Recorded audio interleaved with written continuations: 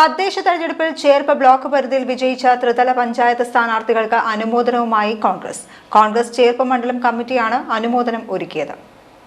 ത്രിതല പഞ്ചായത്തിൽ മത്സരിച്ച് വിജയിച്ച സ്ഥാനാർത്ഥികൾക്ക് മധുരം നൽകിയാണ് അനുമോദിച്ചത്. കോൺഗ്രസ് മണ്ഡലം കമ്മിറ്റി ഓഫീസിലായിരുന്നു അനുമോദന ചടങ്ങ്. മണ്ഡലം പ്രസിഡന്റ് കെ രാമചന്ദ്രൻ അധ്യക്ഷനായി. ഒരു മാറ്റം വരുത്തി ഒരു ജനകീയ മുഖം നാട്ടിൽ ഉണ്ടാക്കുവാൻ നമുക്ക് എല്ലാവർക്കും കൂടി ഒരുമിച്ച് ഒത്തൊരുങ്ങുവാൻ പരിശ്രമിക്കണം.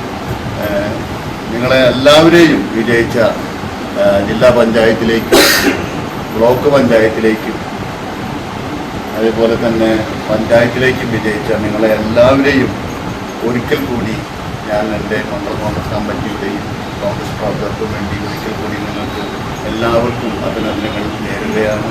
ഇന്ന് ചെറിയൊരു മധുരം എല്ലാവർക്കും നമ്മൾ വിതരണം ചെയ്യും.